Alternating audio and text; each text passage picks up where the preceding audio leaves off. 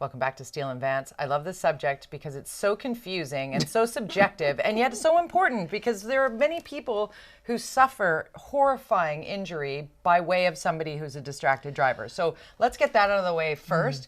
Distracted driving, please don't use your phone while you're driving. Please don't be that guy or that woman who makes that horrifying error that could be the difference in life and death for somebody. Well, and here's the heads up. All this month, ICBC is running a campaign in conjunction with police all across the province. Yeah. So watch out. The next time you're driving, you maybe are inclined to be texting on your phone. There will be police running out to sort of catch you. It's astonishing to me. I've seen some really egregious examples of distracted driving. People who are trying to put on mascara while they're driving. I saw somebody eating ramen noodle soup. Yeah, you know, the bowl of soup. Oh my goodness. People who have a little dog sitting in their lap that's jumping all over them while you're trying to drive. That's distracted driving. But what confuses me and a whole bunch of other people is when it comes to your phone, if you're not actually using it or texting it or whatever, but it's on the seat next to you, is that distracted driving? Well, ICBC did something this week. They put out what they hoped would be an educational video about distracted driving, and they caused a lot more confusion. You probably know that when you're driving, it's against the law to have your phone in your hand, in your lap, or even on the seat beside you. So where's Wrong. That's where my charging pad is in my car. Like, okay, so the backlash has been significant. We need to introduce a new element of our program. It's called Calm Down. Calm Down. Well, and maybe this is around ICBC and the police. To your point, distracted driving is dangerous. Don't do it. You could pay a price, literally, financially, or with your life. Yeah. However, Kyla Lee, who is a criminal lawyer who specializes in driving offenses, she was right away on ICBC saying, what are you talking about? How dare you spread misinformation? Because it's not true. And so we reached out to Kyla Lee and said, okay, clear the air. What's legal? What's not when it comes to your phone in the car? Remain calm.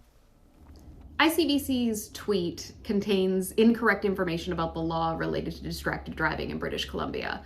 In 2019, the BC Supreme Court ruled that it's perfectly legal to have your phone sitting on the seat next to you in a vehicle. You're also allowed to have your phone charging in the vehicle, even if it's not mounted. And the courts have also determined that if you're using your phone to play music or to listen to a podcast through the speakers of the vehicle, it doesn't require the phone to be mounted to not violate the law.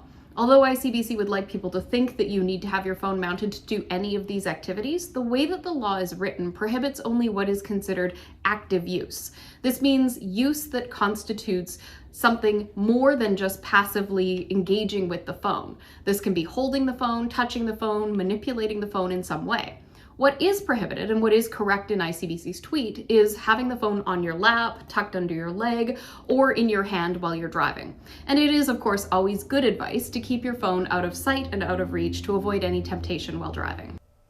Kyla Lee from Acumen Law. And by the way, ICBC came back out and they put out a new video and said, oh, we misspoke. And they corrected it. So thank you for educating us all. Well, we just calm down. We calm down and then we remind ourselves that we should not actively use our phones in a vehicle. And we were talking preparing for the show about how some of the tactics that police use to find you, if you think you're smart enough to be like, I can tell a ghost car a mile away, no one's kidding me. This is some older video, but it is happening right now in northern BC. So this video you're about to see is the police in Abbotsford riding city buses on highways, flagging, radioing back, I'm following a distracted driver, I can see somebody on their cell phone. And you remember here on Oak Street and what have you, they used to leap out of the bushes to catch everybody who was at a light.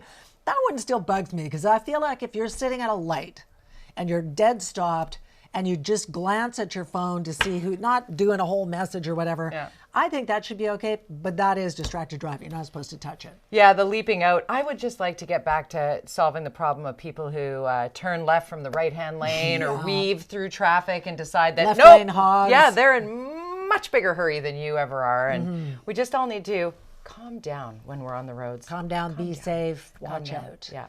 All right, still ahead. This is exciting. So exciting. He's been nominated for a Nobel Peace Prize. He is one of the most respected COVID experts in the world, global vaccine champion, and prime target of anti-vax trolls. Dr. Peter Hotez joins us next.